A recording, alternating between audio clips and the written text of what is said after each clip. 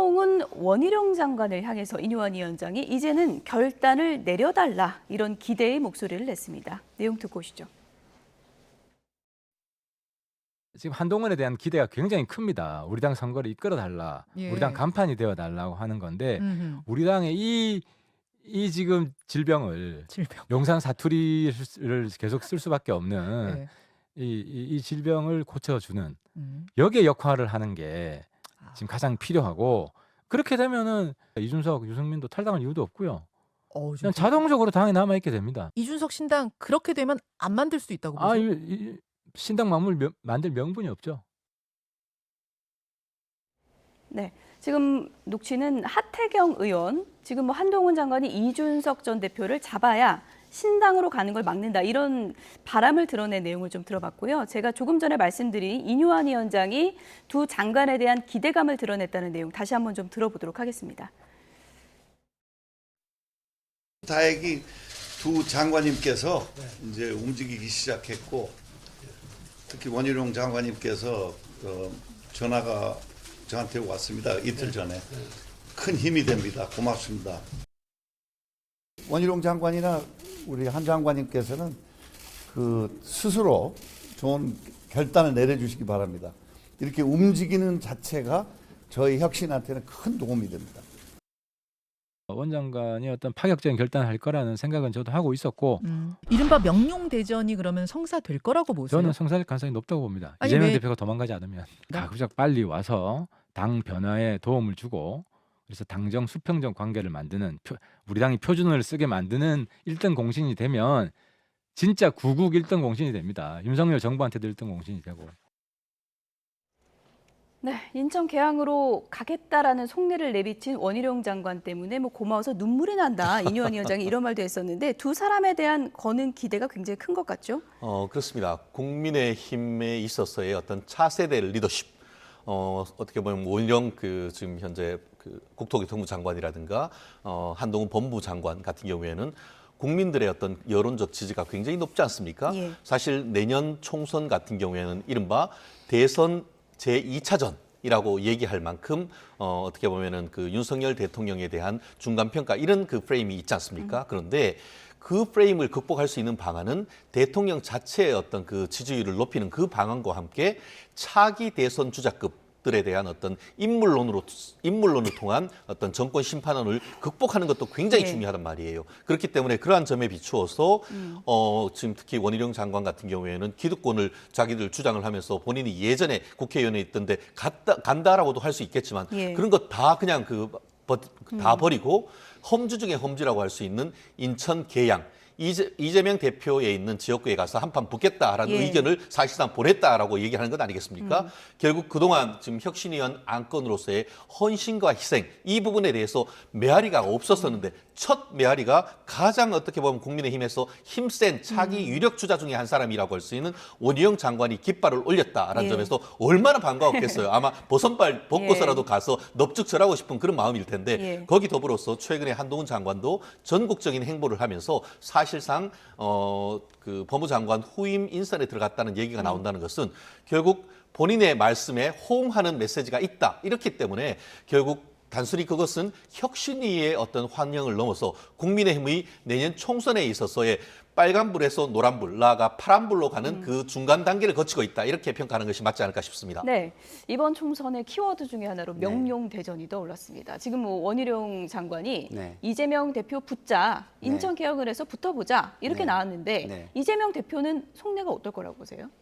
글쎄 이재명 대표 입장에서는 원희룡 장관을 내가 왜 키워줘야 되지? 이런 생각이 좀 들 겁니다. 그래서 두 분의 입장이 이럴 거예요. 예를 들어 그러면은 이재명 당대표가 계양을을 만약에 출마하지 않는다면 원희룡 장관이 거기 올 이유가 없잖아요. 그리고 와도 떨어질 거 아닙니까? 확실하게. 왜냐하면 이게 이슈가 돼야 한번 해볼 만한 건데 이슈가 안 되면 거기는 민주당이 유리한 지역구예요. 그렇습니까? 그렇기 때문에 기본적으로 원희룡 장관이 좀 섭섭할 것 같은데요. 아니 저는 떨어진다고 보는데 어쨌든 근데 오히려 이재명 당대표가 계시면은 어디로 흘러갈지 모르는 거예요. 말 한마디 한마디가 폭발력을 가지고 있고 휘발성을 가지고 있기 때문에 그게 영향을 굉장히 많이 줄 수 있습니다.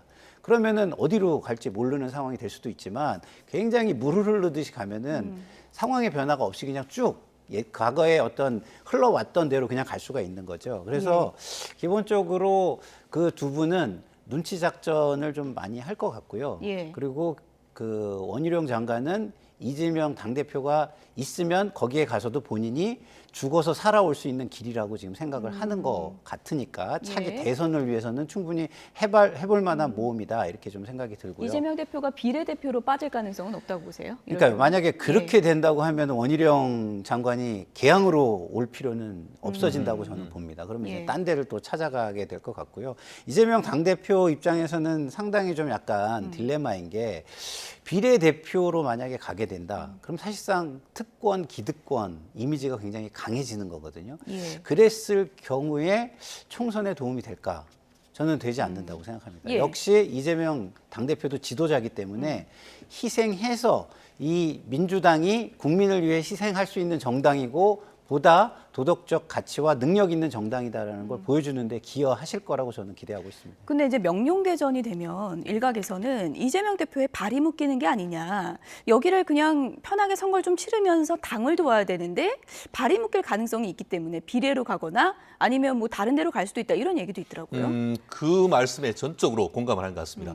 국민의힘 같은 경우에는 원희룡 그 장관이 이재명과 이른바 명령 대전을 하는 것은 예. 본인의 몸집을 높이는 그런 것이 첫 번째 어떤 그 의도지만 두 번째 숨은 의도는 이재명 대표의 발을 묶어 놓으려고 하는 것 아니겠습니까? 이미 지난번에 그런 일이 있었지 않습니까? 이재명 대표가 그 개항을에 갔을 때에 국민의힘 같은 경우에는 그만한 사람을 낸 것이 아니고 그 지역에서 오랜 기간 병원을 하면서 그 지역에서 아주 유착을 그 어떻게 보면 뿌리를 내려고 했던 그 후보를 의사 선생님을 냈습니다.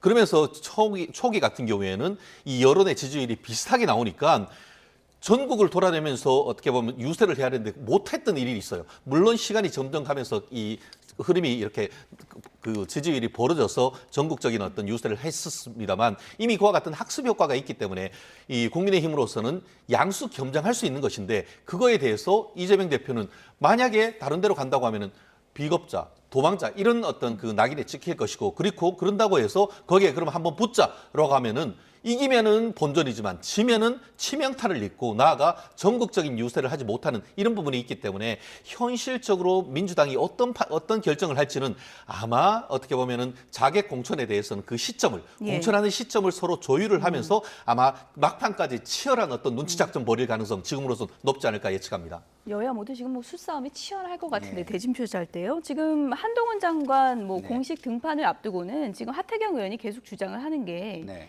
이준석, 한동훈 결합되는 카드가 굉장히 위력을 발휘할 것이다. 네, 이거잖아요. 그렇죠. 동의하십니까? 어떻게 보십니까? 저 동의하죠. 예. 왜냐하면 우리가 뭐 다른 나라 대선이나 선거를 봐도 시끄러운 정당이 이겨요. 그러니까 시끄럽다는 게 막 서로 싸우고 이익을 위해서 막 뭐랄까 굉장히 지저분한 싸움을 벌이고 진흙탕 싸움을 벌이고 이런 게 아니라 굉장히 경쟁자들이 보이고 그 경쟁자들이 막 각축을 벌이는 모습 예. 이런 걸 보이면은 굉장히 유리해지거든요. 근데 한동훈, 이준석 색깔도 다르잖아요.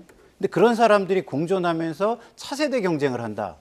그러면 반면에 민주당은 단일 체제로 가만히 있고 여기는 여러 명이 나와서 차세대 경쟁을 벌인다. 예. 그럼 국민의 시선이 어디로 갈까요? 제가 볼 때는 굉장히 시끄러운 쪽으로 갈 수밖에 없다라고 생각하기 때문에 예. 하태경 의원의 그런 전망은 저는 동의를 할 수밖에 없고요.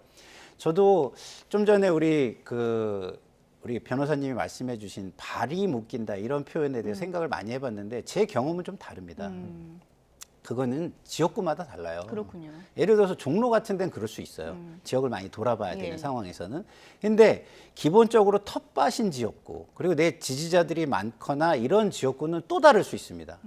거기에서는 굵직굵직한 이슈 싸움을 가지고도 얼마든지 그 지역을 커버할 수 있고 그리고 그 몸은 다른 지역구를 다니면서 예. 지원 유세를 할 수 있는 경우도 저는 굉장히 많이 있다. 그게 상황에 따라 많이 다르기 때문에 예. 무조건 한 군데에 가면은 지역구로 가면 발이 묶인다. 이건 너무 일반화의 오류다 이런 생각이 듭니다. 예.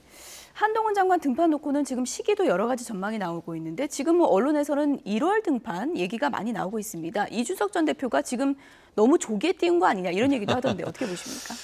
저도 이제 이번에 12월 개각에는 한동훈 장관이 포함되지 않을 것이라고 예측을 하고 있었는데 예. 절묘하게 이번에 국민의힘 같은 경우에 선대위를 당헌 당규상 선거 120일 전에 이게 띄우도록 돼 있었는데 네. 그것을 90일 전으로 아, 늦췄습니다. 예. 근데 그 90일 전으로 늦춘 시점이 다가오는 1월 10일 전후 예. 한마디로 공직자 사퇴 기한하고 이게 거의 겹치는 그 시점인 것 같습니다. 누군가를 염두에 둔 겁니까? 반드시 그런 건 아닙니다. 사실 예. 지금 그 선출직이 아니고 이렇게 그 임명직, 그 정부직 같은 경우에는 2월 달, 3월 달 가서도 예. 이제 나올 수도 있습니다만 절묘하게 그 시점이 한 걸 보면은 한동훈 장관과의 물밑 접촉이 있을까? 뭐 아무튼 그런 어떤 나름대로의 어떤 정치적 상상력도 해볼 수가 있을 것 같습니다. 네.